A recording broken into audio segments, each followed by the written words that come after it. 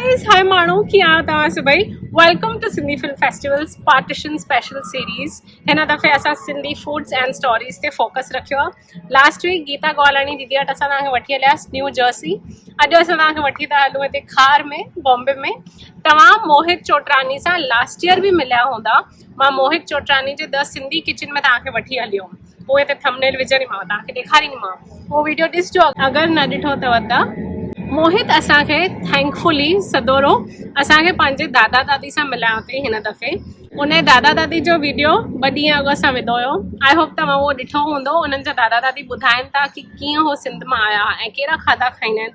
Nonveg जूं केॾियूं items था ॿुधाइनि हुनजा दादा, फैब्यूलस। मां नॉनवेज न खाईंदी आहियां, बट अॼु मोहित जो स्पेशल वीडियो जेको आहे उहो मोहित जे मम्मीअ ठाहियो आहे असां लाइ, फोटे वारो चिकन। मां वेजिटेरियन आहियां, पर ॾिसी करे मूंखे ईअं पियो थिए इहो मां ठाहे खारायां पंहिंजे भाउ खे जेको नॉनवेज खाईंदो आहे। ॾाढी मस्तु रेसिपी अथव, ॾाढी सिंपल घर जी रेसिपी आहे ऐं मूंखे ॾाढी ख़ुशी थी कि उन्हनि जे मम्मी एॾो असां सां पंहिंजो एक्सपीरियंस शेयर कयो। मोहित जा मम्मी बि चिकन न खाईंदा आहिनि, पर ठाहींदा ज़रूरु आहिनि। त अगरि मूंखे सावरा चिकन वारा मिलिया त शुक्र आहे, मूंखे कुझु न कुझु ठाहिणु ईंदो। ऐं हाणे असां उन्हनि जो वीडियो शुरू कयूं। उन खां अॻु प्लीज़ हिन चैनल खे सब्सक्राइब कयो, पासे में घंटी वॼायो, असां वीडियो खे लाइक कयो, चैनल खे शेयर कयो, वीडियोस खे शेयर कयो। सची थी चवांव, तव्हांजे सपोर्ट बिना असां कुझु बि न आहियूं। 5 साल थियण ते मां हे चैनल चालू कयो आहे, अञा असां 10,000 सब्सक्राइबर्स ते बि न पहुता आहियूं। छो ईअं छो था कयो? असां एॾी महिनत था कयूं।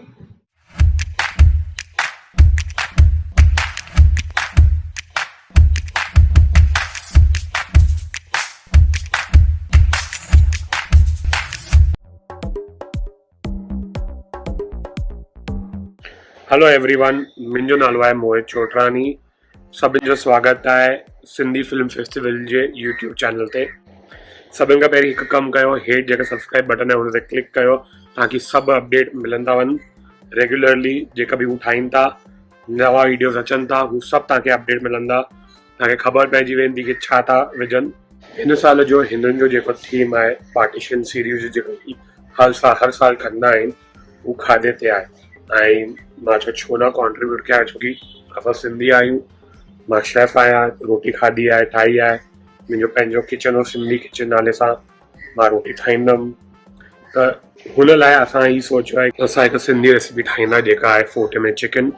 मां कोन ठाहींदुमि, मां मम्मी खे चयो आहे हू ठाहींदी, छोकी मूंखे मम्मी सेखारियो आहे डिश ऐं दादी सेखारियो आहे डिश। मां मम्मी खे चयो आहे सभु तयारी करण लाइ, हुन सभु तयारी करे रखी आहे किचन में। हाणे हिकु कमु कंदासीं, असां हलूं था किचन में, रंधिणे में, ॾिसूं था हीअ रेसिपी कीअं थी ठहे। ॿी ॻाल्हि मां भुलिजी वियुमि, मुंहिंजे बारे में अगरि तव्हांखे कुझु इन्फॉर्मेशन खपे त हेठि डिस्क्रिप्शन में तव्हांखे मिली वेंदी। रेसिपी बि सॼी हेठि डिस्क्रिप्शन में मिली वेंदी। टाइप कयल केतिरी क्वांटिटी सभिनि जी आहे तव्हांखे ख़बर मिली वेंदी। तव्हां हू ॾिसिजो, हिकु आइडिया मिली वेंदो। मूंखे अगरि कॉन्टेक्ट करिणो आहे त मुंहिंजो मेल ID हेठि डिस्क्रिप्शन में हूंदो। ओके, हाणे असां हलूं था मुंहिंजे रंधिणे में। मतिलबु मुंहिंजो कोन आहे, घर जो ई आहे। मुंहिंजो अॼुकल्ह कुझु आहे कोन। हाणे हिते मम्मी ठाहींदी खाधो, मां कोन ठाहींदुमि। छोकी मां हिननि खां सिखियो आहे, मूंखे ख़बर कोन आहे एतिरो। त असां ठाहींदा अॼु फोटे वारी चिकन। ओरिजिनली ही फोटे में मटन ठहंदो आहे, पर असां अॼु चिकन ठाहियूं था। हलो ॾिसूं था कीअं थी ठाहे मम्मी।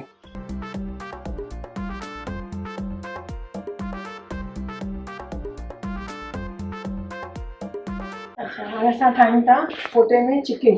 सभिनि खां पहिरियों असां हिन में विझंदासीं तेल थोरो गरम थी वञे। उन खां पोइ असां विझंदासीं हिन में इलायची पाउडर। इलायची छो था विझो? इलायची में नालो चिकन फोटे में आहे त इलायची त स्टार्टिंग में छो था विझो?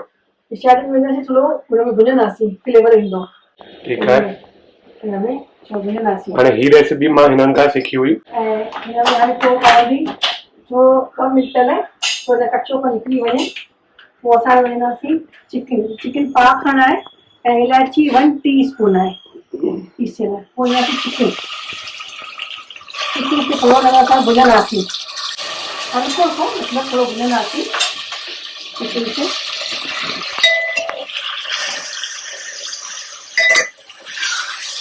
असां घर जे देग में ठाहियूं था, जीअं ठहंदी आहे हमेशह। न, उनखां थोरो अलॻि आहे असांजो इहो। हिन में मटन ठही सघे थो, हिन में बि जीअं चिकन आहे जेको मटन खां त मटन बि ठही सघे थो। साॻी रेसिपी पर मटन चिकन जे बदले, एकदम साॻी रेसिपी आहे। हुआ।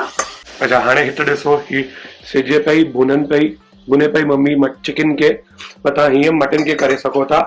पर हाणे हिन रेसिपी में छा फ़र्क़ु आहे तव्हां ॿुधायो। हर कंहिंजी अलॻि अलॻि रेसिपी थींदी आहे। केरु बसर विझंदो आहे हिन में पीसियल पेस्ट, पाण इलायची विधीसीं त बसर विझो गॾु थोरो करे पोइ मटन विझो, चिकन विझो, भले हुनखे भुञो। हाणे चिकन मुंहिंजी थी वई आहे त मां हुन में विझां थी हाणे अधु कटोरी टमाटो पीसियल। अच्छा हिते टमाटो वेंदो हाणे हुनखे विझां थी टमाटो, हुनखे वरी थोरो फास्ट भुञिणो आहे पाण खे। त हाणे टमाटो अगरि बसर जी ठाहिणी आहे त बसर केतिरो वेंदो। बसर जो पीसियल अधु कटोरी, जेतिरो टमाटो हुनजो अधु त हाणे टमाटो विधो आहे। हाणे हुन खां पोइ छा थींदो। पोइ ढक लॻाईंदासीं त थोरो इहो सिझे टमाटे में। अच्छा हुन खां पोइ पोइ असां हुनखे ॾुध विझंदासीं, पोइ हुनखे भुञंदासीं। ॾुध जी ज़रूरत आहे हिन में पौन वारो ॾुध इन करे भई छो थोरो फ्लेवर अलॻि थींदो आहे चिकन जो। त तव्हां कंहिंखां सिखी रेसिपी। तव्हांखे कीअं ही रेसिपी मुंहिंजो वर्जन आहे, इहो मां पंहिंजे हिसां ठाही आहे हीअ रेसिपी। तव्हां चिकन खाईंदा हुआ पहिरीं। चिकन कोन खाईंदी हुअसि पर मां ठाहींदी हुअसि चिकन, सभिनी खे वणंदी हुई। हाणे ही सिझे पई, हाणे ॾिसो हिते हीअं थी वञे 2-3 मिंट खां पोइ छा ईंदो। पोइ टमाटो विझो और ॾुध विझो, सॉरी फिटल अधु कटोरी खनि हुनजो ॾुध विझी करे पोइ वरी थोरा मसाला विझो हिन में। मुंहिंजा मसाला आहिनि दाणा पीठल। ही हर घर में रहंदो आहे मसालो जो डब्बो। जंहिंजे घर में ही कोन आहे त कमु कोन थींदो आहे। मसालो जो डब्बो इम्पोर्टेंट आहे। हा एकदम इम्पोर्टेंट आहे इहो। त हाणे तव्हां छा था विझो। पहिरियों विझां थी दाणा पीठल 1 टीस्पून। अच्छा ठीकु आहे। ऐं ही ॻाढ़ो मिर्च, लाल मिर्च, हा ये भी 1 टीस्पून। छोकी हुन में थोरो कारो मिर्च पवंदो इन करे, ताकि जेतिरी तव्हांखे तिखी खपे तव्हां हुन में मिर्च विझी सघो था। ॿियो पंहिंजो टेस्ट अनुसार पंहिंजो लूणु। ओके मुंहिंजो कमु आहे ख़ाली घुमाइण जो। मां ठाहींदमि कोन अॼु। अच्छा हुन खां पोइ ईंदी जिंजर गार्लिक पेस्ट थोरी। तव्हांखे घर जी आहे पीसियल त उहा विझो, न त रेडीमेड बि खणी सघो था। ठीकु आहे चलो जेसि ताईं तव्हांखे हाणे हिनखे केतिरो टाइम लॻंदो। हिनखे लॻंदा 5-7 मिंट लॻंदा आहिनि। ओके मां फुल्को सेके पचायां थी। हिन सां फुल्को सुठो लॻंदो आहे, नान सुठो लॻंदो आहे, पाव ब्रेड सुठी लॻंदी आहे। चांवर को सुठा लॻंदा आहिनि असां। अच्छा तव्हांखे जेको वणे तव्हां हिन खां खाई सघो। हलो ठीकु आहे। हाणे असां वरी अची विया आहियूं रंधिणे में। हाणे लॻभॻि ठही वई आहे। ही ॾिसो कलर अची वियो आहे लाल। हाणे छा कंदा। ॻाढ़ो सॉरी। हाणे असां हिनखे सर्व कंदासीं। हाणे फिनिश कीअं कंदा। कुझु बचियल आहे हाणे खाधे में कि थी वई आहे रेसिपी। सावा दाणा विझी करे हिनखे फिनिश कंदासीं ऐं असां हुन में कारो मिर्च विझंदासीं। कारो मिर्च छो विझंदासीं हुन में फ्लेवर लाइ। हिन कारो मिर्च जो फ्लेवर सुठो थींदो आहे ॾाढो हिनजो। ऐं थोरो फुलाजरी विझंदासीं। फुलाजरी छा थींदी आहे। चइबी आहे शाही जीरो। अच्छा विझंदासीं बसि 2 मिंट हिनखे। पोइ ठही वई। त हाणे हिन सां गॾु तव्हां छा ठाही आहे मुंहिंजे लाइ। हाणे हीअ त मूंखे ख़बर आहे मुंहिंजी रोटी आहे, हीअ त मां खाईंदमि रोटी। त तव्हां छा ठाही आहे मुंहिंजे लाइ। पाव आहे, फुल्को आहे। फुल्को ठाहियो आहे असां। ओके ही लॻभॻि ठही वई आहे चिकन। हाणे त हाणे हिन में ॿियो कुझु कोन करिणो आहे। कुझु कोन करिणो आहे असांखे। ठीकु आहे चिकन जल्दी ॻड़ी वेंदी आहे, मटन में थोरो टाइम लॻंदो आहे। इन करे चिकन थोरी मतिलबु वधीक ॻड़ी वेंदी त चॿ थी वेंदी, खाई कोन सघबी। हा तव्हांजी फेवरेट सिंधी डिश छा आहे। मुंहिंजी फेवरेट डिश सिंधी लॻभॻि आहिनि त सभु। हिकु डिश तव्हांखे चओ तव्हांखे कहिड़ी खाईंदा। बेसणी भाॼी, बेसण जी आणी जेका थींदी। बेसण जी आनी हा वो। चांवर जी रोटी सां गॾु। चांवर जी रोटी सां गॾु ऐं लस्सी। ठीकु आहे हिकु कमु कंदासीं। हिकु दफ़ो ठाहींदासीं असां हू शायदि सां। त असां तव्हां हिकु कमु कयो, हेठि जेको सब्सक्राइब बटन आहे हुन ते क्लिक कयो त तव्हांखे ख़बर पइजी वेंदी अगरि असां उहा रेसिपी अपलोड कयूं था त। पर हू सब्सक्राइब बटन क्लिक ज़रूरु कजो। त हाणे असांजी फोटे में चिकन जेका मम्मी ठाही हुई हू रेडी आहे। हीअं ठहंदी आहे, हीअं लुक आहे फाइनल हिन जो।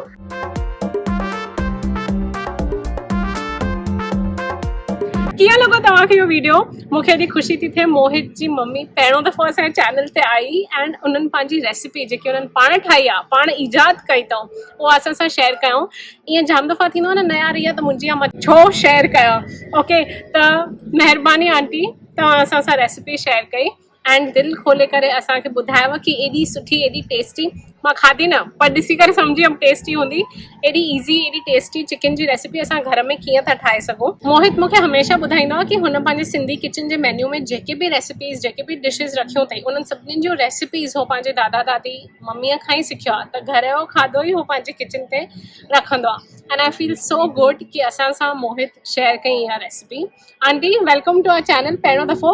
अवल ख़ैर जल्दी मिलंदासीं इंशाअल्लाह, होपफुली जल्दी मिलंदासीं रियल लाइफ में बि। अगर तव्हां इहा रेसिपी ठाहींदा त प्लीज़ असांखे फोटो कढी करे सिंधी फिल्म फेस्टिवल इंस्टाग्राम ते ज़रूर टैग कजो, त असां मोहित जी मम्मी सां बि शेयर कंदासीं, मोहित सां बि शेयर कंदासीं। एंड अगर तव्हांखे इहो वीडियो वणियो त प्लीज़ लाइक कयो, शेयर कयो वीडियो खे, सब्सक्राइब कयो सिंधी फिल्म फेस्टिवल खे, घंटी ज़रूर वॼाइजो। घंटी वॼाइण सां इहो फ़ाइदो थींदो तव्हांखे ख़बर पवंदी असां जंहिं महिल नओं वीडियो था विझूं। मां हिते जाम गोर वारी एरिया में थी शूट कयां। आई होप तव्हांखे क्लियर ॿुधण आयो मुंहिंजो आवाज़। एंड आई होप तव्हां जिते बि आयो ख़ुशि आयो। ठीकु आहे, मिलूं था ॿिए वीडियो में ॿियनि आखाणियुनि सां। एंड आई होप तव्हां घीअरनि वारो वीडियो ॾिठो, मोहित जे दादा दादी सां मिलिया।